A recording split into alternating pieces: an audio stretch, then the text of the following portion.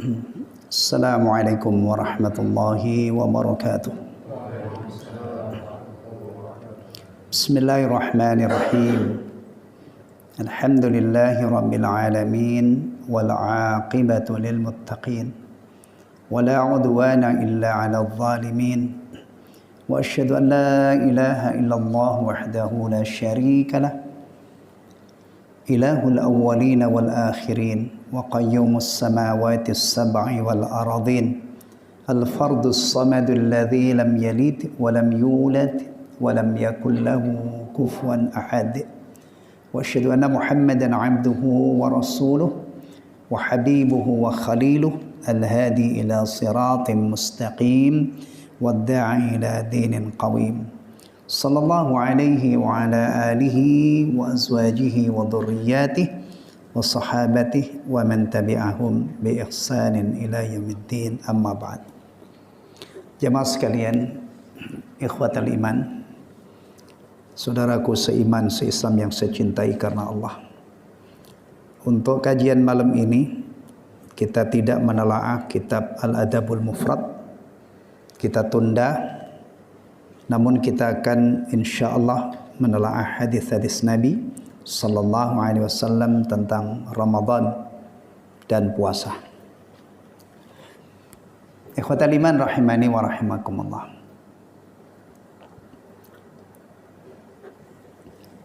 Negara kita ini alhamdulillah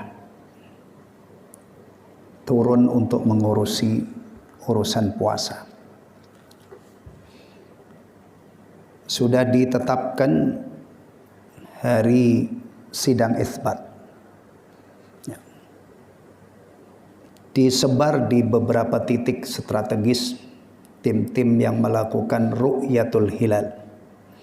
Kemudian nanti di data dari berbagai penjuru, kemudian dikumpulkan, kemudian diadakan sidang isbat. Kita berharap semoga ya, kaum muslimin di negeri kita ini puasanya bisa serentak. Ya, karena belum terjadi ya, kita berharap yang terbaik. Puasa bareng, kemudian berhari raya bareng. Itu impian kita. Tapi kita juga sadar di dunia ini kadang-kadang kita punya keinginan tidak tercapai. Sudah berapa kali di satu negeri ini, di negara ini, kita menghadapi sebuah realita. Awal puasa berbeda, kemudian Id juga berbeda. Kita tidak menginginkan itu, tapi kalau seandainya terjadi, ya sudah. Jangan diperkeruh dengan berdebat, bertengkar satu dengan yang lain. Bayangkan kalau seandainya negara itu repot-repot ngurusi kaum muslimin, menetapkan awal Ramadan, ternyata orang Islamnya itu nggak peduli, banyak yang nggak puasa, gimana? Dulu tahun lalu itu sudah ada yang usul, nggak usah adakan sidang isbat karena itu katanya anggarannya miliaran untuk menghemat Pak Nur ya, nggak usah diadain. Gimana Pak Prapto? Kalau makan aja untuk anak-anak digelontorkan ratusan triliun, masa ngurusin Ramadan digelontorkan 5 atau 10 miliar ya wajar. Tapi bayangkan ya seandainya ditetapkan, disebar berbagai tim ru'yatul hilal, kemudian ada sidang isbat, ditetapkan awal Ramadan, misalnya jatuh nanti pada hari apa? Antum maunya hari apa? Hari Kamis atau hari Rabu misalnya. Ternyata kaum muslimin nggak pada puasa. Ini namanya nggak klop, bertepuk sebelah tangan. Nah kita berharap ya, mudah-mudahan saat-saat seperti itu dari Sabang sampai Merauke atau di luar sana negara-negara Islam itu mengingatkan kaum muslimin. Kaum muslimin itu sudah menyongsong, rindu, kangen, pengen bertemu dengan bulan Ramadan dan ibadah puasa. Ini dia sambut dengan semangat. Ya. Tapi mestinya itu ya sebelum nunggu Ramadan ya. Idealnya ketika ada adzan berkumandang, kalau laki-laki itu ya berhamburan menuju masjid-masjid. Tapi ini umumnya terjadi kalau di Masjidil Haram dan Masjidil Nabawi ya. Di masjid yang lain itu belum heboh gitu, belum maksimal. Baik. Ikhwatal iman rahimani wa rahimakumullah. Kita itu kalau melihat Ramadan hanya mengandalkan kasat mata, mengandalkan pengalaman tahun-tahun yang lalu, bisa jadi ya kita itu nggak minat ketemu Ramadan. Benar nggak? Bulan mahal, membutuhkan biaya ekstra, ya kan? Ya, berat beban kita di bulan Ramadan, apalagi sebagai pemimpin keluarga. Cobalah kita abaikan itu, hiruk pikuknya Ramadan itu. Hidup ini fleksibel ya. Fleksibel kan? Fleksibel lah. Antum kalau tidak mampu minum kopi yang harganya 50.000, minum kopi yang berapa? Ada yang 1.000 itu saset itu. Gitu kan? Jadi kopi itu fleksibel. Yang bikin sengsara itu orang kelasnya minum kopi 5.000, maksain diri minum yang maksud saya begini, termasuk Ramadan itu nanti kalau semua mahal kita siasatilah fleksibel. Jangan mahalnya bulan Ramadan ini menjadi kita berat, apalagi sampai kalau orang sini ya Bekasi itu bilang, lo jangan datang dulu deh, gue nggak siap. Kalau lo datang tuh saya pusing. Istri minta tambah belanja, misalnya macam-macam lah. Belum lagi kebutuhan lebaran gitu kan. Dah. Coba kita abaikan itu dulu. Kita fokus melihat Ramadan. Bukan dengan mata telanjang, bukan dengan mengandalkan panca indera. Enggak kelihatan keistimewaannya, termasuk ibadah puasa. Antum kalau melihat tangan saya ini ada apa? Bersih kan? Bersih kan? Bersih ya? Tayyib. Bersih. Tapi kalau seandainya saya lihat pakai mikroskop, bisa jadi saya terkejut ternyata ada binatang yang kayak monster. Karena dibesarkan puluhan ribu kali. Nggak tahu sekarang perkembangan teleskop, apa namanya? Apa itu namanya? Mikroskop. Ya, kalau di zaman saya dulu sekolah puluhan tahun yang lalu tuh katanya ada mikroskop elektron yang bisa membesarkan 30.000 kali atau berapa. Sekarang mungkin lebih canggih lagi. Nggak ada apa-apa. Nggak ada kuman. Tapi kalau saya lihat dengan mikroskop bisa jadi saya dikejutkan ada binatang yang menyeramkan. Begitu juga Ramadan, antum kita semua melihat Ramadan, ada kalender misalnya, antum cermati, antum pelototin, nggak ada bedanya. Ya kan? Tanggal-tanggalnya, hari-hari. Tapi kalau kita melihatnya dengan Al-Quran dan Sunnah, subhanallah, kita akan mengetahui betapa hebatnya, betapa istimewanya bulan ini. Pantas kalau orang-orang yang mengenal Ramadan itu 6 bulan sebelum Ramadan tiba, mereka sudah memanjatkan doa kepada Allah agar dipertemukan dengan Ramadan. Itu karena mengenal, dan mengenalnya bukan dengan mata telanjang, tapi dengan kacamata kitabullah dan sunnah. Bahkan secara umum ada orang beragama Islam tapi tidak kenal sama sekali Al-Quran dan Sunnah, tidak memiliki ilmu yang bersumber dari Al-Quran dan Sunnah. Nggak ada apa-apa. Bahkan bisa jadi kalah dengan orang di luar Islam yang matanya biasanya kalau ada gangguan sedikit duitnya banyak ya, dokter spesial. Nanti kalau harus pakai kacamata, itu kacamata diukur secara akurat, kemudian kacamatanya bagus. Antum nggak ada pakai kacamata ya? Kacamata saya ini saya beli di pinggir jalan di Rawalumbu 30.000 atau kurang ya, kemarin tuh beli 2, yang satu udah patah. Tapi alhamdulillah bisa untuk baca. Nah, baik. Begitulah seharusnya seorang muslim beragama. Ya, sekali lagi mudah-mudahan tim ru'yat itu dimudahkan oleh Allah untuk ru'yatul hilal, gitu kan? Nah, kita ini belajar meneropong Ramadan dan puasa berdasarkan Al-Qur'an. Mudah-mudahan klop gayung bersambut. Ya, kita semangat untuk menyongsong bulan Ramadan sekaligus semangat untuk berpuasa. Baik, ikhwatal iman rahimani wa rahimakumullah. Ayat puasa itu ada di surah apa? Ya, Al-Baqarah, sahih. Ayat berapa? Al-Baqarah itu 200 sekian ayat, 200 lebih. Di ayat berapa? Orang Islam itu kalau tahu surat apa, ayat berapa, dalam hitungan detik ketemu. Termasuk sekarang orang yang tidak ngerti tentang, tadinya tidak tahu ya, tidak tahu. Kemudian dia buka Google, bahasanya buka ya. Kemudian cari ayat-ayat puasa, klik ketemu. Pasti di situ adalah Al-Baqarah ayat 183 sampai 186. Baik.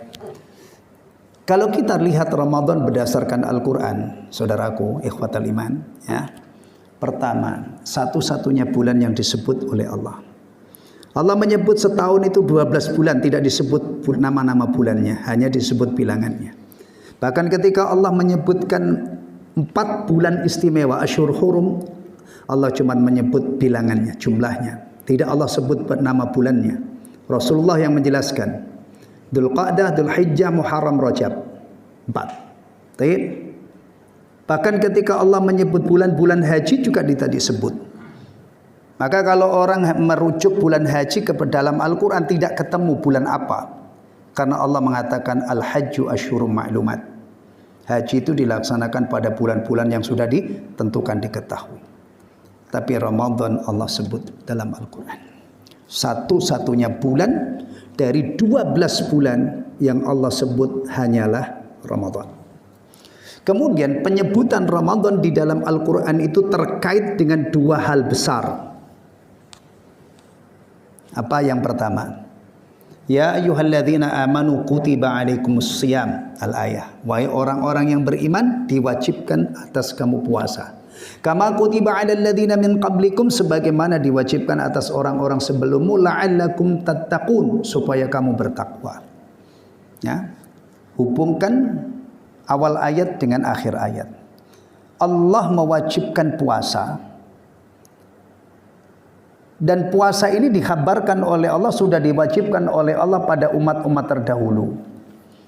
Supaya kita semangat, nggak mau ketinggalan. Tujuannya la'allakum tattaqun.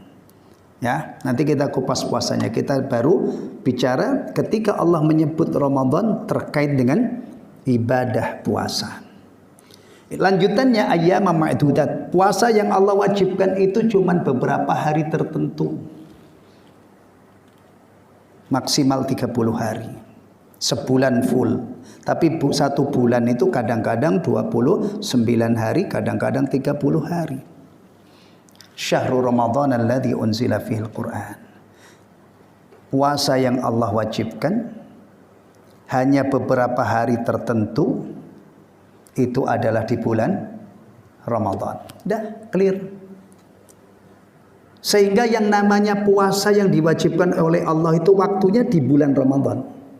Tidak ada puasa wajib di bulan Syawal, tidak ada puasa wajib di bulan-bulan selain Ramadan, hanya Ramadan. Alhamdulillah. Begini ini ikhwatal iman, kalau kita tidak pelajari, ya, itu setan itu bisa main nakut-nakutin kita. Syukur loh, rasain loh. Gitu ya, ada bisikan-bisikan, sebentar lagi lo sengsara, lapar, haus. Yang dibisiki nggak punya ilmu kecuali melihat puasa itu hanyalah lapar dan haus. Klop. Tapi kalau yang dibisiki ini punya ilmu yang memadai, itu setannya bisa ditampar itu. Dilawan bisikan-bisikannya. Lo diem. Nah, kan gitu ya. Pakai bahasa sini aja ya. Kan setan Bekasi juga mungkin bahasanya Bekasi lah. Kalau setan Arab sana belajar bahasanya bahasa Arab kan. Taib. Itu gambarannya saudaraku ya. Taib, clear. Puasa yang Allah wajibkan adalah puasa di bulan Ramadan. Hanya 1 bulan dalam setahun. Berarti seperberapa? 12 kan? 30 hari dalam 360 kurang lebih. Sama, 1/12 kan? Sepakat nggak? 1/12 itu besar apa kecil? Sedikit apa banyak? Sedikit. Jadi puasa Ramadan yang diwajibkan itu sedikit, saudaraku. Sabar. 1, 2, 3, 4, 20, 25, 29 kadang-kadang sudah selesai. Tayyib. Termasuk zakat. Zakat ya, zakat mal. Zakat mal itu kadarnya 2,5% dari harta yang satu nisab. Nisab ini banyak. Kalau duit itu ya sudah puluhan juta. Ya. Cuman 2,5%. Pak Prapto, ada orang Pak Prapto ya punya harta yang harus dizakat itu 1 miliar Pak. Kurang. Hah? Cukup ya, sekedar contoh ya, contoh. Ya, mudah-mudahan antum juga lebih dari contoh ini ya. Ya, antum kayaknya levelnya miliarder deh. Tayyib. 2,5% dari 1 miliar itu berapa? 1/40, berarti 25 juta ya. Dah. Cuman 25 juta dari 1 miliar yang dikeluarkan 25 juta. Sedikit kan? Sedikit kan? Tayyib, sepakat. Cuma 2,5%. Itu pun bukan setiap minggu. Ya. Beda dengan tukang palak. Tukang palak itu biasanya itu tiap hari dia kalau ada pedagang tukang palak. Zakat itu setahun sekali. Masya Allah. Dan punya potensi nanti tahun depan zakatnya mungkin sudah 2 kali lipat. Karena kalau orang itu bersyukur, hartanya akan apa? Berkembang. Allah janjikan. Nah, kalau pelit, ya kadang-kadang hartanya musnah. Karena orang pelit itu, kalau sekarang udah nggak ada orang peduli gitu ya, orang pelit. Masih ada malaikat yang tiap hari, tiap pagi itu berdoa. Orang-orang pelit itu didoakan oleh malaikat supaya dimusnahkan hartanya oleh Allah. Allahumma ati mumsikan talafah. Ya Allah berikanlah kebinasaan untuk orang yang menahan hartanya. Sementara yang dermawan didoakan Allahumma ati munfiqan khalafa. Tayyib. Jadi ibadah itu sebenarnya yang yang disyariatkan ini ringan, waktunya tidak lama, kemudian jumlahnya kalau kaitannya dengan harta juga sedikit persentasinya. Baik, yang kedua, penyebutan Ramadan di dalam Al-Quran terkait dengan nuzulul Quran, turunnya Al-Quran. Syahrul Ramadan alladzi unzila fil Quran. Ini kalau bagi umat Islam ya, diturunkannya Al-Quran ini pasti ada orang yang menerimanya. Dari Allah melalui Jibril, kemudian kepada siapa? Kalau kita bicara Al-Quran, Rasulullah Muhammad sallallahu alaihi wasallam. Ini anugerah dari Allah yang luar biasa, yang membuat dunia ini terang benderang cerah, adalah berawal dari diturunkannya Al-Quran kepada Rasulullah Muhammad sallallahu alaihi wasallam. Itu dikhabarkan oleh Allah dalam bulan Ramadan dulu. Ini sudah selesai. Jadi kalau kita bicara tentang turunnya Al-Quran di bulan Ramadan, sekarang sudah lewat itu. Kemudian terkait dengan ini ada Lailatul Qadar, malam yang penuh berkah. Lailatul Qadar itu adanya di bulan Ramadan. Sepanjang masa masih ada. Kemudian istimewanya apa?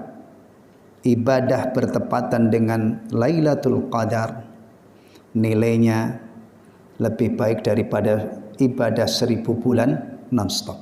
Masya Allah. Ini menjadi arena perlombaannya orang-orang yang ingin meraih keutamaan Lailatul Qadar. Dan itu tidak semua orang. Ya. Tidak semua orang Islam itu kepingin banget, semangat banget untuk meraih ganjaran. Gak usah Lailatul Qadar. Itu terlalu lama, cuman setahun. Tempat berburu-burunya adalah 10 hari terakhir di bulan. Setiap hari sholat berjamaah itu ganjaran luar biasa, 27 kali lipat. Nanti isya berjamaah itu fadilahnya sendiri, seperti separuh qiyamul lail, separuh malam, subuh seperti ini. Tapi nyatanya Orang Islam masa nggak tahu sih kalau ada Allahu Akbar itu kan adzan kan? Seawam-awamnya orang Islam itu adzan menunjukkan apa? Waktu sudah masuk, kemudian manggil, yuk sholat yuk. Tapi nyatanya ada yang nggak ngapa-ngapain, nganggur, waktunya luang, nggak bergerak sama sekali. Padahal sholat berjamaah itu 27 kali lipat dan seterusnya. Nah biasanya gitu ya, yang tertarik nanti Lailatul Qadar itu berburu Lailatul Qadar ya memang setiap hari orang-orang yang tertarik semangat untuk meraih ridha Allah, meraih ganjaran yang telah dijanjikan oleh Allah Subhanahu wa taala. Makanya kalau ada orang Islam itu nggak minat hal-hal begini ini, tetapi kalau duit itu masya Allah, ya ngantuk tidak mau kalau urusan duit, capek tidak mau dia doping pakai apa? Extra jos, ya yang sejenis itulah. Nah, naudzubillah min dzalik. Ya, baik, itu Ramadan kita lihat dengan Al-Quran. Sekarang kita lihat beberapa hadis Nabi Sallallahu Alaihi Wasallam. Kita lengkapi ya dengan kacamata itu tadi ayat-ayat Al-Quran, kita hadis Nabi. Nabi Sallallahu Alaihi Wasallam satu ketika Ramadan tiba, beliau mengatakan qad ja'akum syahrun mubarak, telah datang kepada kalian bulan yang diberkahi. Jadi Allah mencurahkan dan melimpahkan keberkahan di bulan ini. Ya. Nabi menyebut mubarak, penuh berkah. Nah, kalau kita sudah punya ilmu Ramadan penuh berkah, berikutnya adalah bagaimana supaya saya dapat keberkahan yang Allah simpan di bulan Ramadan. Itu penting. Ya, Ramadannya penuh berkah, tapi kita yang diberi kesempatan itu tidak sholat, tidak puasa, tidak yang lain amal-amal soleh dapat berkah enggak? Wow. Yang numpuk dosa lah, bukan berkah. Ufturidhu alaikum siyamu, diwajibkan atas kalian puasanya. Tadi sama dengan kutiba alaikumus siyam.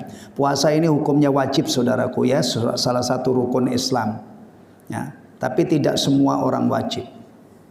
Alhamdulillah. Ya, kalau seandainya seluruh kalangan kaum muslimin itu wajib puasa Ramadan semua, ya itu hebohnya melebihi waktu Covid kemarin itu. Pak Nur di sini harusnya diain ambulan di setiap masjid karena pasti ada orang pingsan orang ini. Alhamdulillah. Puasa Ramadan itu wajib tapi tidak menyasar seluruh kalangan kaum muslimin.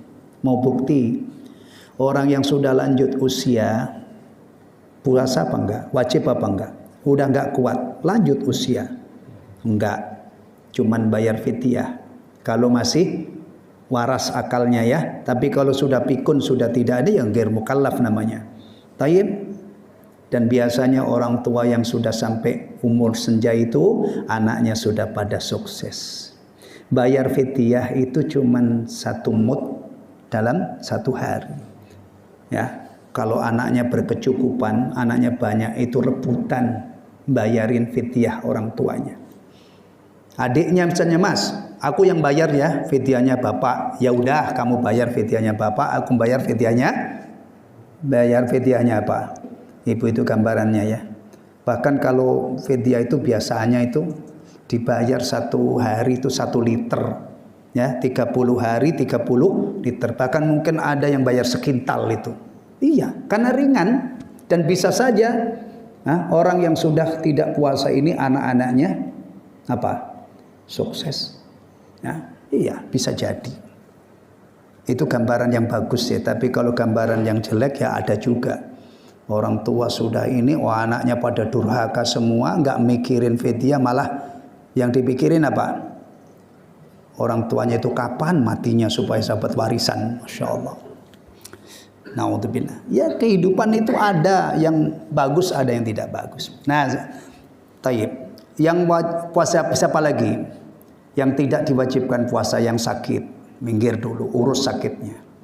Yang hamil kalau berat silakan minggir dulu, urus kehamilannya. Yang menyusui kalau berdampak pada anaknya misalnya menimbulkan mudarat kepada anaknya, jangan puasa, nanti dihitung utang, ya kan?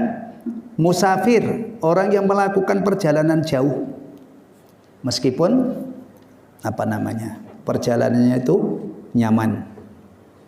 Nyaman hari ini itu tidak harus modal miliaran. Ya, kalau mobil pribadi yang nyaman itu kan miliaran ya. Sekarang antum kalau misalnya dari Bekasi Timur ke Malang, Surabaya, itu kalau pakai bis-bis yang yang nyaman itu sleeper ya. Saya baca kemarin itu ini yang paling mahal itu 800 berapa gitu, 830 atau enggak sampai 1 juta. Ya, itu sudah dapat nyaman. Kalau seandainya berangkat dari Bekasi Timur pagi gitu ya, sepanjang ini tol Trans Jawa, antum nggak puasa nggak apa-apa, boleh. Tapi kalau seandainya antum sayang nyaman kok perjalanan, bahkan bisa tidur sampai dari masuk Bekasi Timur udah tidur, keluar mana? Surabaya, Pak Prapto. Udah sore ya Pak Prapto ya. Bisa saja kalau puasa monggo, nggak puasa. Jadi ternyata puasa itu saudaraku ya, tidak Allah wajibkan kepada seluruh kaum muslimin. Demikian juga kaum muslimat, kalau sedang haid itu tidak boleh puasa, dihitung hutang. Tapi kalau sholat ya nggak mungkin ditinggalkan. Yang sakit tetap sholat sesuai dengan kemampuannya. Yang musafir tetap sholat, dapat kemudahan yang luar biasa. Yang menyusui tetap sholat, ya kan? Yang sepuh tadi tidak wajib puasa tapi sholat tetap. Ini loh, begini kalau kita tidak pelajari, itu kacau balau prakteknya. Ya. Iya, sholat itu tidak mungkin ditinggalkan kecuali yang haid dan nifas, gugur total. Tapi kalau enggak puasa karena sebab sakit, dia tetap wajib sholat 5 waktu. Enggak puasa dalam kondisi apa tadi? Musafir. Dia tidak berdosa, tidak puasa, tapi dia tetap harus menjaga sholat 5 waktu. Baik. Tuftahu fihi abwabul jannah. Di bulan Ramadan dibuka pintu-pintu surga. Wa tughlaqu fihi abwabul jahim, dan ditutup di bulan Ramadan, ditutup pintu-pintu jahim. Wa tughallu fihi syayatin, dan setan-setan dibelenggu, diikat.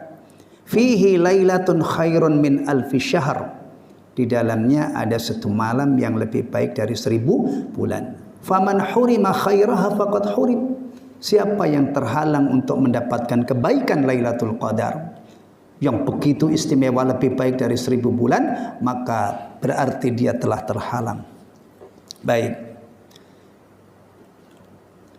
ikhwatal iman, kalau seandainya yang menghabarkan ini bukan Rasul, ya, orang biasa, kamu tahu nggak, Ramadan itu istimewa banget loh. Pintu-pintu surga dibuka, pintu neraka ditutup, setan dibelenggu. Kemudian saya tanya, kamu tahu dari mana? Udah nggak usah rewel, percaya aja sama saya. Dan tidak ada penjelasan dari Nabi Sallallahu Alaihi Wasallam bahwa Ramadan itu punya keistimewaan seperti itu. Boleh saja kita katakan saya nggak percaya. Iya.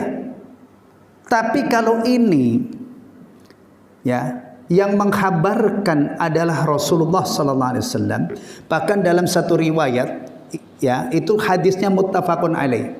Idza jaa ramadhanu futihat abwabul jannah wa ghulliqat abwabun nar wa suffidatis syayatin.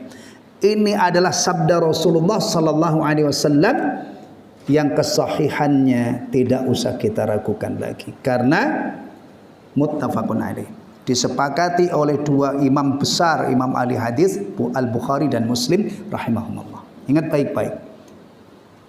Kalau kita tidak percaya berarti kita mendustakan sabda Nabi.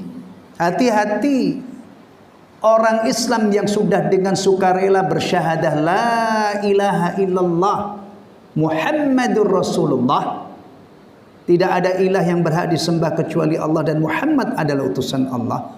Ketika kita sudah meyakini beliau utusan Allah, sukarela ya, ikhlas kan?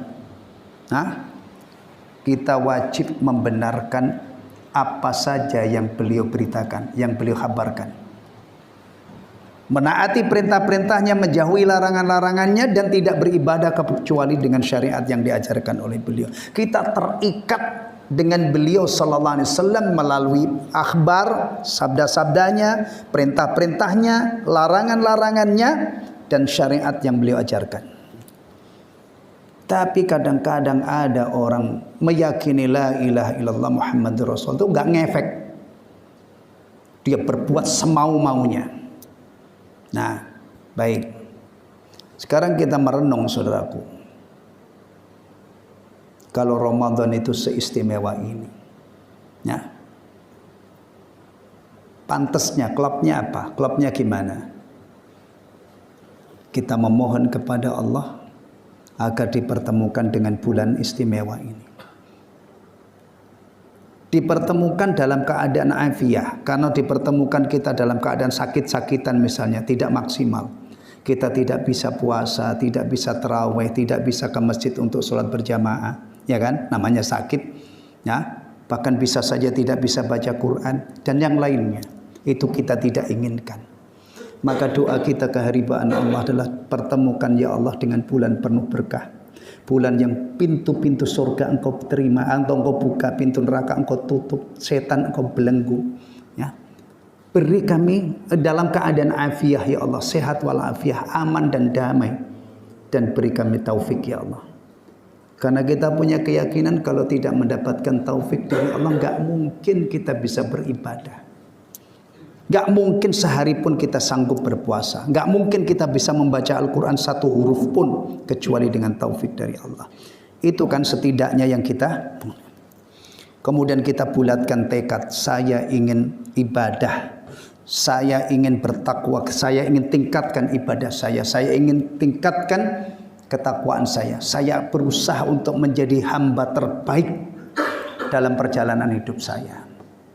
Kalau dibulatkan tekad itu insya Allah nanti ada usaha untuk mewujudkan tekad itu. Baik, itu istimewanya Ramadan ya kalau dilihat dengan Al-Quran dan Sunnah. Kemudian saudaraku, seiring dengan datangnya Ramadan berarti datang apa? Ibadah puasa. Berarti ingat baik-baik. Kita itu kalau fokus pada satu ibadah itu kadang-kadang ibadah yang lain lupa.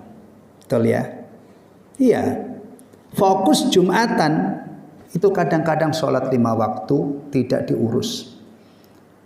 Percayalah antum, lihat kenyataan. Ada orang itu setiap hari tidak peduli sholat 5 waktu. Tapi Jumatan kadang-kadang dia peduli. Bahkan semua orang-orang yang di rumahnya itu membantu dia untuk Jumatan. Ini Pak, ini sarungnya ya, ini bajunya, ini minyak wanginya, sono perangkat. Itu kadang-kadang untuk urusan Jumatan dibantu, diingatkan, tapi giliran sholat 5 waktu. Coba-coba perhatikan deh, perhatikan. Rata-rata masjid itu berjamaahnya bludak kalau Jumatan kan. Subuh tadi yang Jumatan itu kadang-kadang satu baris, nanti Jumatan itu bisa luber.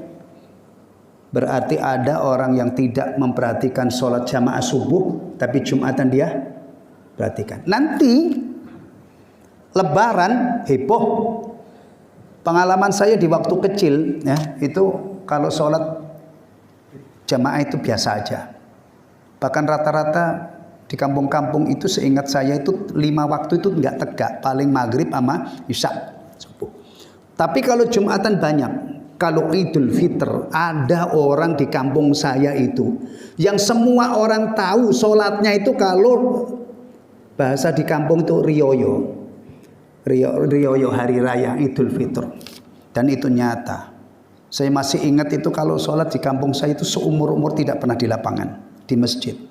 Nanti habis sholat itu salaman. Saya masih ingat waktu itu saya kegencet-gencet itu kalau Idul Fitr. Banyak orang itu yang sarungnya itu masih capnya itu masih baru. Di kletek itu masih ada sisa-sisa capnya, cap kelapa lah. Dulu zaman saya kecil itu kayaknya atlas itu belum populer deh. Masya Allah. Ini fokusnya sholat Id. Fokusnya sholat Jumatan. Ya kan? Kadang-kadang sholat 5 waktu nggak keurus. Demikian juga Ramadan. Fokusnya puasa. Sholat 5 waktunya kedodoran. Jangan sampai itu. Ingat baik-baik.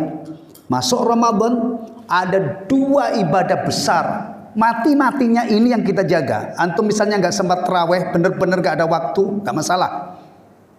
Tapi kalau dua ibadah ini jangan sampai tidak ditegakkan. Ya, kita puasa plus menjaga sholat 5 waktu. Ini yang kalau kita tinggalkan, kita melakukan dosa besar. Meninggalkan sholat 5 waktu itu dosa besar. Meninggalkan puasa tanpa udur ya. Tapi kalau yang sakit musafir itu namanya ada udur, boleh. Itu juga dosa besar. Ramadan dikotori dan dinodai dengan tidak puasa padahal tidak ada udur. Ditambahi lagi dikotori dengan meninggalkan sholat 5 waktu, waliyadzubillah. Begini-begini saudaraku, ini mestinya itu ilmu standarnya orang Islam. Tidak ada perbedaan di antara orang Islam bahwa meninggalkan sholat 5 waktu dosa besar, nggak puasa tanpa udzur dosa besar. Itu mestinya sepakat. Ini kan kadang-kadang ada kesenjangan, kita yang punya ilmu seperti ini dianggap apa namanya? Dianggap apa? Radikal? Apa radikul? Terserahlah orang mau ngomong apa. Mestinya itu sepakat. Kalau meninggalkan sholat 5 waktu. Dan mestinya juga orang itu tahu kalau taraweh itu sholat sunnah. Jadi nggak taraweh itu nggak dosa, cuman ketinggalan peluang untuk dapat ganjaran semalam suntuk. Barang siapa yang sholat bersama imam dari awal sampai selesai, maka ditulis untuknya seperti qiyamul lail semalam suntuk. Itu diantara fadilah apa? Taraweh. Tayyib. Jadi seiring datangnya Ramadan kita akan puasa. Nah, baik. Hadis-hadis tentang puasa dan beberapa adab tentang puasa ya. Ani Ibnu Abbas radhiyallahu anhu, dari Ibnu Abbas, keliru.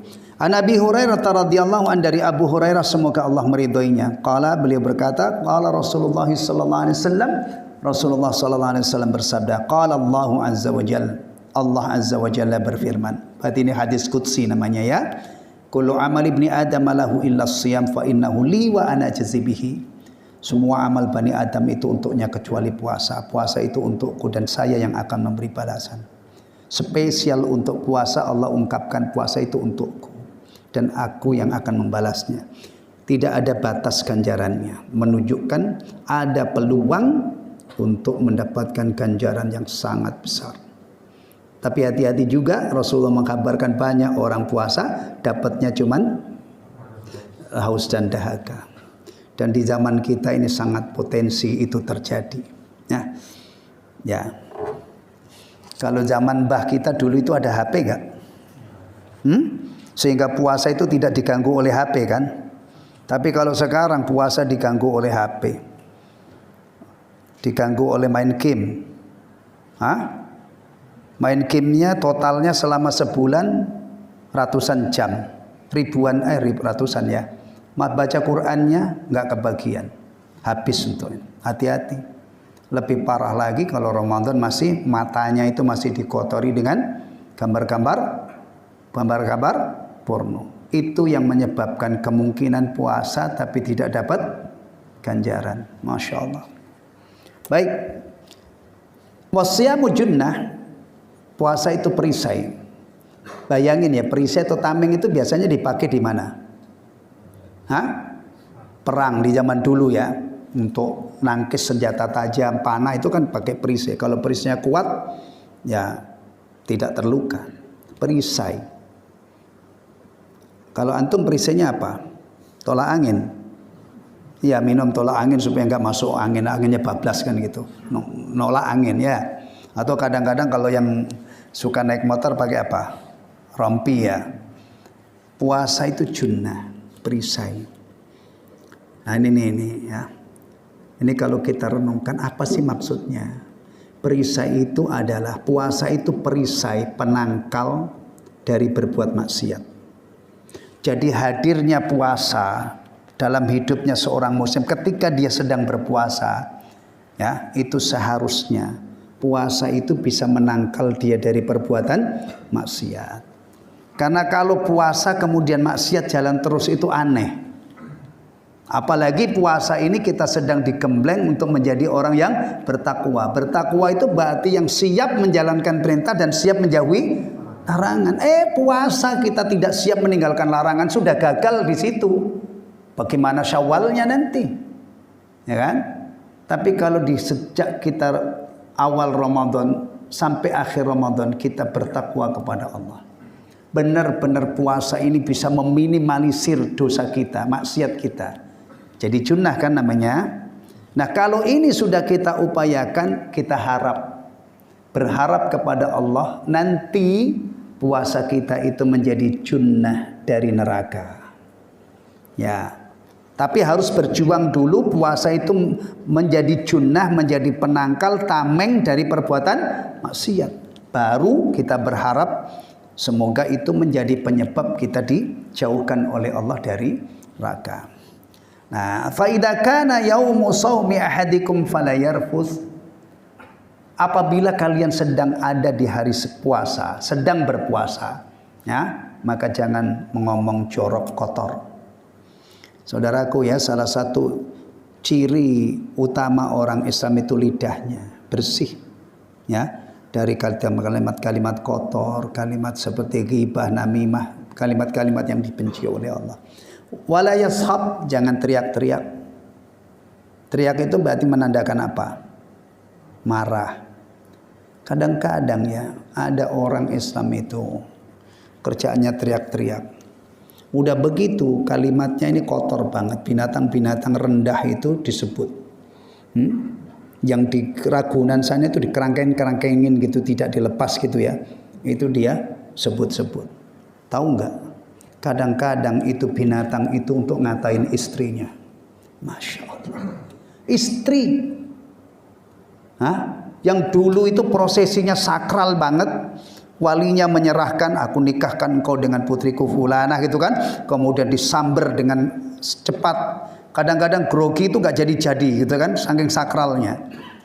Aku terima nikahnya fulanah dan seterusnya kan. Setelah jadi istri, itu kadang-kadang ada babak belur, dimaki-maki oleh istrinya, oleh suaminya. Bahkan kadang-kadang yang kurang ajar banget itu ibu atau bapak. Anak itu ngegas-ngegas maki-maki ibu bapak. Kalau orang belajar agama Islam, ya, kemudian sampai pembahasan ini pasti diajari untuk berbakti kepada orang tua. Pasti diajari oleh Allah dan Rasulnya untuk memperlakukan istri dengan baik. Kemudian dia amalkan. Real. Istri itu sesuatu banget, ibu itu sesuatu banget, bapak itu sesuatu banget. Saking mulianya ibu, ya, itu kita langsung dibimbing oleh Allah sampai cara bicara. Jangan bentak-bentak, jangan ngomong jangan bentak-bentak kamu kepada kedua orang tuamu. Ucapkan ucapan yang mulia. Ramadan itu jemaah sekalian, kalau kita tidak ekstra hati-hati, itu kita sering bengok-bengok, kalau orang Jawa bilang, ngegas-ngegas. Sensitif karena lapar, kalau kita tidak hati-hati, ya, itu kita sering ngomel-ngomel. Makanya Rasulullah tekankan ini, ya, kalau kamu puasa itu jangan ngomong jorok, matamu juga jaga, jangan, ya, telingamu juga, dan jangan teriak-teriak. Bayangin ya, kalau petunjuk ini kita benar-benar perhatikan, nanti kalau kita puasa di bulan Ramadan kita akan menjadi orang yang sangat baik. Fa in sabbahu ahadun aw qatalah, jika ada orang yang mencaci maki atau menyerangnya, falyaqul inni shaim. Hendaknya dia mengatakan saya puasa. Kadang-kadang ada orang itu kalem ya. Tapi kalau sudah dimaki-maki orang dan ditantang, ya, kalau orang sini apa bilang? Lo jual, gue beli. Itu, ya. Bahkan ada ini orang itu kalau kalem gitu biasanya itu kalau sudah ngamuk itu nggak lumrah gitu ya. Kalau Ramadan belajar sabar. Saya sedang berpuasa. Itu biasanya kalau yang tadinya itu maki-maki atau ngajak berantem, minta maaf insya Allah. Oh, maaf. Ya. Karena di luar sana itu kadang-kadang ada orang itu dia mungkin tidak puasa atau bahkan agamanya lain, tapi sangat menghargai orang yang sedang beribadah. Bisa saja kan ada kemungkinan maaf. Tapi jangan gini ya jawabanmu ya, jawaban kita. Saya sedang puasa, nggak siap meladenin kamu. Tapi nanti kalau pada lebaran mau ketemu di mana? Oh, bukan begitulah. Kalau puasanya ini sabar, insya Allah bulan Syawal sudah menjadi penyabar. Adzan dulu. Nanti kita lanjutkan beberapa ini ya, masalah ini. Kita lanjutkan ya. Tadi sampai mana? Kalau kita sedang berpuasa kemudian ada orang yang mencaci maki atau ada orang yang menyerang kita ya, atau menantang kita untuk duel berkelahi, katakan saya sedang puasa. Masih ada lanjutannya. Walladzi nafsu Muhammadin biyadihi, demi zat yang jiwa Muhammad berada di tangannya. Maksudnya demi Allah. Rasulullah itu sering bersumpah dengan redaksi ini. Ya, yang kalau diringkas itu demi Allah. Sampai bersumpah beliau ketika mengkhabarkan ini. La khalufu famis shaim atyabu indallahi min rihil miski. Ya, sungguh bau mulut orang yang berpuasa itu lebih harum di sisi Allah dari bau harum misik. Tolong ini jangan dibuat canda ya. Ini jangan dibuat canda. Ini ilmu istimewa dari Rasulullah SAW. Cuman yang harus kita waspadai jangan sampai gagal faham. Ya. Bau mulut yang di sini itu bukan sengaja bau mulut yang dikondisikan supaya bau. Kalau dari sahur sampai menjelang maghrib nggak gosok gigi, nggak bersiwak kan bau banget itu ya. Bukan itu yang dimaksud. Kita puasa itu sedang ditempa oleh Allah menjadi orang yang bertakwa. Seharusnya kita menjaga kesucian dan kebersihan melebihi hari-hari lain. Nah ini kata para ulama, bau ini dari lambung yang kosong ya. Maka biasanya kalau sudah tengah hari itu mulai ini ya. Saking mulianya orang yang puasa, efek yang ditimbulkan oleh puasa, hal yang menurut sebagian manusia itu tidak menyenangkan, dihargai begitu tinggi di sisi Allah, lebih harum daripada misik. Orang Islam itu jemaah sekalian, kadang-kadang ya, untuk meraih kesempurnaan ibadah ya, dia mandi dulu ya, kemudian pakai wewangian, pakai minyak rambut, pakai baju yang bagus, berangkatnya awal-awal. Itu setara dengan sedekah seekor unta. Hari Jumat itu hari keren. Kita mandi berarti bersih. Tidak cukup mandi, disempurnakan dengan memakai minyak rambut ya, kemudian wewangian. Tuh. Atau secara umum ketika kita hendak sholat, kondisikan pakaian kita pakaian yang istimewa, kondisi kita badan kita suci dari hadas, suci dari najis, jauh dari hal-hal yang menimbulkan suasana tidak nyaman berdekatan dengan orang lain. Ampun ya antum yang hobi jengkol ya. Ya, itu di pinggir-pinggir jalan tuh biasanya kalau air nasi uduk Betawi itu salah satu lauk istimewanya jengkol ya. Silakan makan, cuman konsekuensinya kalau ke masjid harus dihilangkan dulu. Antum yang suka lalap pete misalnya, ya kan? Sampai segitu ketika kita sholat itu, masya Allah. Ya, kadang-kadang orang ibadah itu udah nggak peduli wangi, nggak peduli ini, nggak peduli lecek, nggak peduli luka, masuk ke medan perang, ya kan? Kalau misalnya ada orang masuk ke medan perang itu misalnya masih peduli rambutnya yang klimis, ya kan? Gimana? Ya, semuanya bermuara untuk mencari ridho Allah. Nah, puasa itu paling-paling yang bau itu mulut tadi ya. Tapi kondisi badan kita, baju kita itu mestinya bersih, harum. Ya, tetap harum karena kita akan zikir, kita baca Quran, kita sholat berjamaah.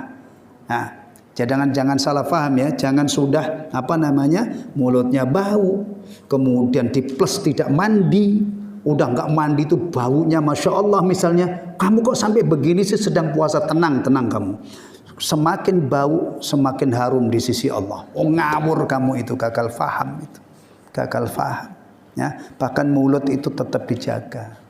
Kapan kita sangat ditekankan bersiwak, menjaga kebersihan mulut? Ketika nafas itu sudah berubah, ketika baca Quran. Baca Quran setengah jam mungkin sudah diseda dengan apa namanya? Siwak kan? Tayyib. Baik. Al-lisaimi farhatan yafrahuhuma. Bagi orang yang berpuasa dia akan merasakan dua kegembiraan. Idza aftara fariha bi fitri. Jika dia berbuka dia gembira dengan waktu berbukanya itu. Ya. Dari fajar sampai maghrib kita menahan lapar dan dahaga. Dari fajar sampai maghrib kita mujahadah berjuang untuk supaya puasa kita bagus. Salat kita jaga, zikir ba'da salat kita jaga, salat qabliyah ba'diyah kita jaga, tilawah kita perbanyak. Kemudian tiba waktu maghrib. Kita tidak munafik ya, bahasanya begitu ajalah. Bahwa yang membuat kita senang waktu berbuka itu adalah kita sudah dibolehkan untuk makan dan minum. Bahkan dianjurkan ketika waktu buka itu tiba segera berbuka, jangan nunda-nunda dulu. Ya, itu sunnahnya. Tayyib. Ya, berbuka itu bisa terrealisasi dengan seteguk air, dengan kurma dan yang lainnya. Dan biasanya kalau orang yang puasa dan juga menjaga sholat 5 waktu itu dibagi. Waktu berbuka dengan waktu maghrib. Ya. Nggak tahu katanya saya itu dulu pernah dengar ada ceramah ustadz yang tanya kepada seorang di kafe, Mas, itu orang-orang yang buka itu pada sholat maghrib enggak? Jawabannya pegawai itu sebagian besar enggak sholat maghrib, Pak. Astagfirullahaladzim. Bisa saja dari waktu buka sampai tembus isya itu makan, minum, ya mungkin kerokok juga, Masya Allah. Begini-begini ini tolong diperhatikan. Biasanya ya orang-orang yang di waktu berbuka itu juga menegakkan sholat maghrib. Rata-rata itu umumnya ada istilah takjil gitu ya. Iya. Kolak, korma, lah, mair. Udah cukup itu. Kemudian sholat maghrib. Rata-rata kalau iftar jama'i di masjid-masjid itu buka bersama. Itu menu beratnya adalah setelah sholat maghrib. Itu ya. Ya kalau dibuka dari awal sudah disuguhi ini bisa setengah jam itu. Nah, akhirnya maghribnya tidak pada waktunya, bisa saja atau lebih dari setengah jam. Baik, ini tolong diingat-ingat ya. Itu yang membuat kita bahagia, tetapi sebenarnya kebahagiaan yang dalam banget yang dirasakan oleh hati itu adalah terkait dengan kualitas puasanya. Dia putar ulang, alhamdulillah tadi dari subuh saya sudah sahur, saya sholat subuh, saya sholat duhur, saya sholat asar, saya sholat maghrib. Dan waktu puasa ini tadi alhamdulillah mulut saya juga tidak parah. Mulut saya tidak seperti kemarin-kemarin, sudah saya perbaiki. Itu yang menimbulkan kebahagiaan yang luar biasa. Ya, itu yang mendatangkan kebahagiaan yang luar biasa.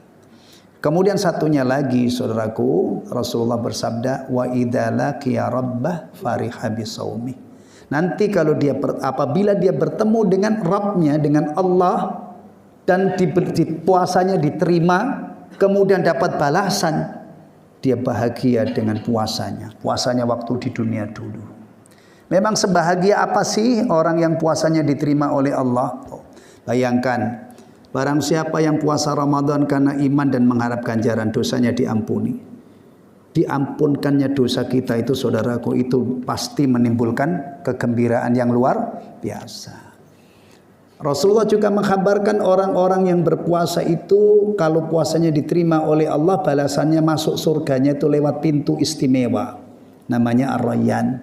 Bayangin orang itu kalau di akhirat sudah dibalas, impian di dunianya dulu, impian tertingginya pengen masuk surga sudah benar-benar menjadi kenyataan, ya itu bahagianya kayak apa. Cuman sayang ya, kadang-kadang kita hidup itu yang kita cita-citakan cuman dunia receh. Orang yang kepengen banget punya motor apa misalnya, yang hebat apa? Kalau yang muda ini Sport ya, Ninja Harris lah, yang paling kecil 200 cc, yang suaranya 250, yang suaranya kayak tawon itu ya, yang 4 silinder. Itu kalau kemarin-kemarin apalagi susah untuk mendapati itu perlu perjuangan. Itu kadang-kadang ketika terrealisasi, wah itu dia seneng banget. Kalau orang-orang kaya itu biasanya motor yang tua-tua itu bungkuk-bungkuk itu punggungnya sudah enggak ini. Biasanya yang tegak.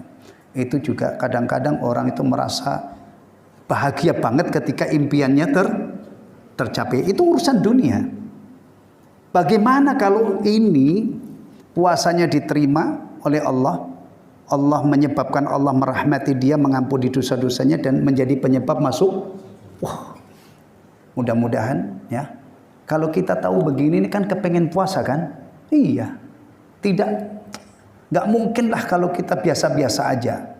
Ya Allah, temukan ya Allah Ramadan dalam keadaan sehat ya Allah saya akan puasa. Karena dia tahu puasa itu bukan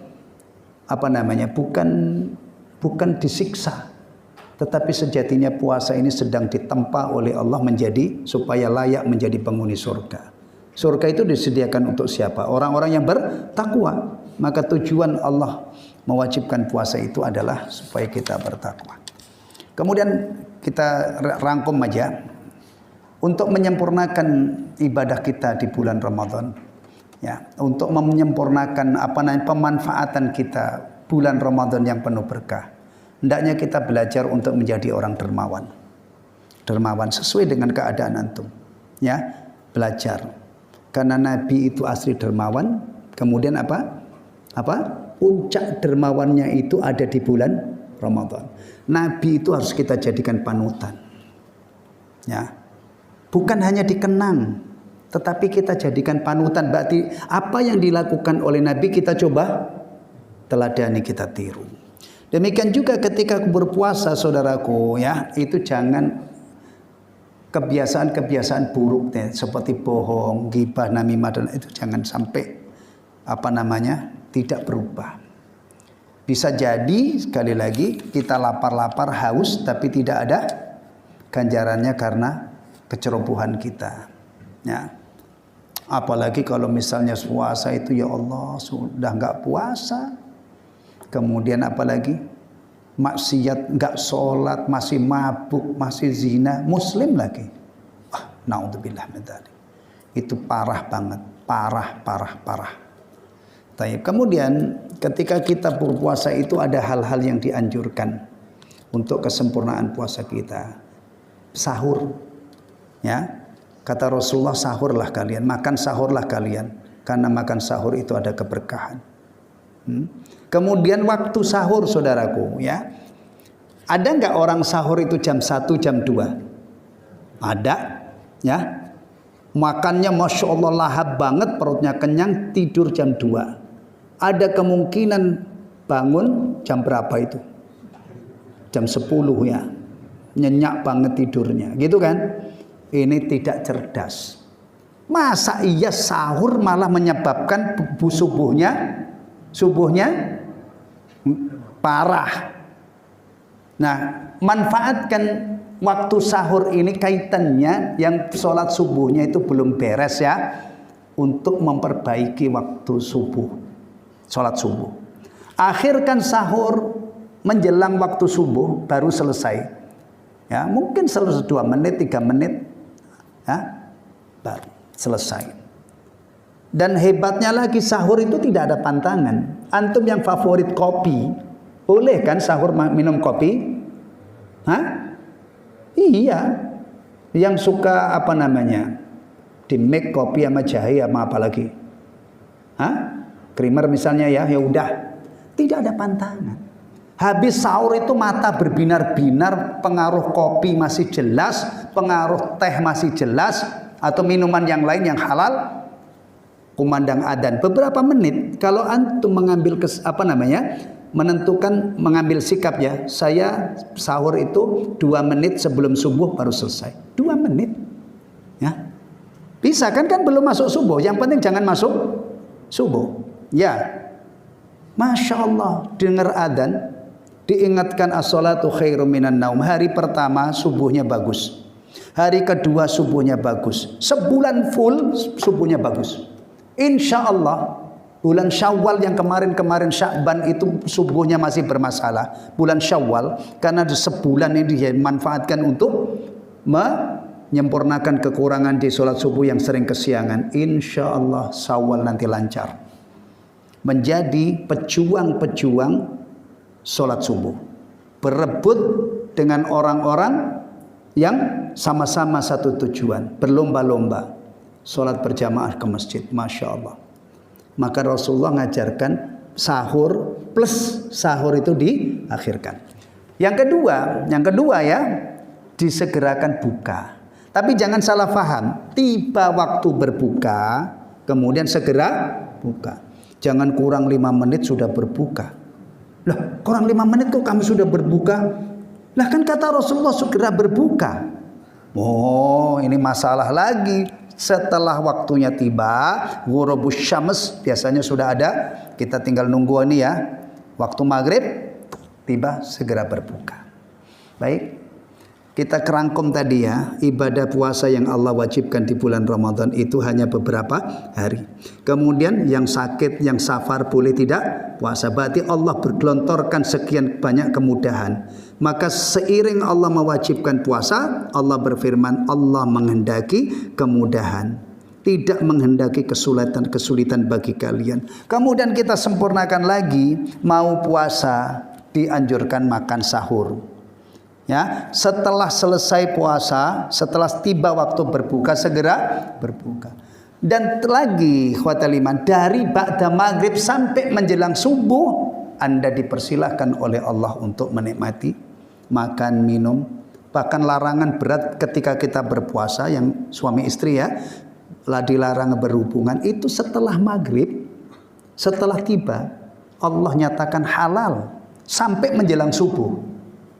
Jadi kalau misalnya ada orang Islam ya, ada orang Islam melihat puasa itu adalah menakutkan, menyeramkan, aduh lapar, haus, sampai akhirnya dia lari terbirit-birit. Hari pertama enggak puasa, kedua enggak puasa, sebulan full enggak puasa karena dia melihat puasa itu menakutkan. Ya Allah, sayang banget. Orang Islam itu kalau dia mengkaji puasa itu hasilnya mestinya, ya Allah pertemukan aku dengan Ramadan ya Allah. Saya akan puasa.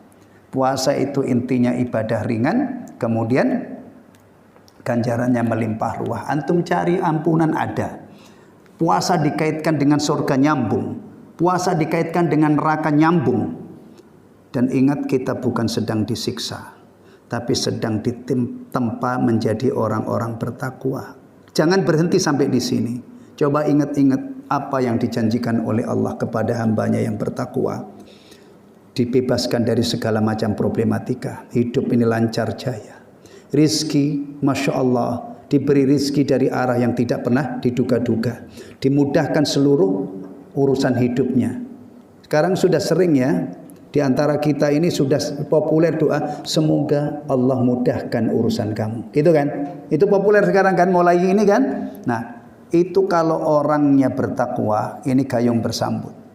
Tapi kalau kita doakan semoga Allah memberi kemudahan kepada kamu. Tapi yang didoakan itu dia melupakan Allah. Menginjak-injak larangan Allah, mengabaikan kewajiban. Bisa saja saudaranya itu sudah mendoakan kebaikan untuknya. Tapi karena dia melupakan Allah, dibikin ruwet hidupnya oleh Allah. Dan puncaknya saudaraku, Allah menjelaskan surga itu disediakan untuk orang-orang yang bertakwa. Kalau ini kita ketahui, semoga ya, ini Ramadan sudah di depan pintu. Kalau ibarat keluarnya itu dari pintu tol barat itu tamu kita itu ya, itu sudah di rawa panjang. Sudah mau naik flyover menuju sini ya kan? Akhirnya kita berdoa kepada Allah. Ya. Ya Allah, temukanlah, beri panjangkan umur kami ya Allah. Beri kesempatan untuk bertemu dengan Ramadan yang tinggal beberapa hari lagi. Dalam keadaan apa? Afiah, sehat walafiah. Dalam keadaan apa lagi? Aman, damai. Dalam keadaan Engkau beri taufik dan hidayah. Kalau permohonan kita ini diijabah oleh Allah, maka bisa dibayangkan kita semoga termasuk orang-orang yang beruntung diberi kesempatan bertemu Ramadan, kita manfaatkan sebaik-baiknya. Keluar dari Ramadan kita dapat ampunan. Sebagai penutup, ingat-ingat ya, Nabi itu suatu saat naik mimbar. Di atas mimbar beliau mengatakan amin, amin, amin. Sahabat terheran-heran, ngapain Nabi kok mengucapkan amin, ada apa? Akhirnya dijelaskan oleh Nabi, Jibril itu mendoakan orang yang anak yang durhaka kepada orang tuanya. Jibril ya, aslinya doanya bahasa Arab. Raghima anfu mri'in adraka walidahi aw ahadahuma falam yudkhilhul jannah. Semoga Allah hinakan seseorang yang mendapati kedua orang tuanya atau salah satunya. Salah satunya itu kayaknya sekarang itu lebih banyak ibu. Ya, karena banyak janda di mana-mana. Biasanya yang mati duluan itu suami. Ya, yang banyak itu. Ya. Taib. Kemudian dia tidak masuk surga. Ketemu ibunya yang sudah sangat sepuh, kesempatan emas untuk berbakti, dia tidak berbakti. Ya, akhirnya tidak menyebabkan dia masuk surga. Didoakan oleh Jibril semoga terhina dan diaminkan oleh Nabi. Amin. Yang kedua, raghima an fumri'in dakhala alaihi ramadhanu falam yughfarlah. Semoga terhina seorang hamba masuk Ramadan lalu keluar dia tidak mendapatkan ampunan. Diaminkan oleh Nabi. Amin. Ya, bayangkan Ramadan gak sholat, gak puasa, menumpuk-numpuk dosa besar. Ya. Yang terakhir, raghima an fumri'in. Semoga seorang dihinakan oleh Allah, semoga terhina. Dzukirta indahu falam yusalli alaik. Namamu disebut tapi dia tidak bersolawat untuk. Nama Nabi disebut tidak bersolawat.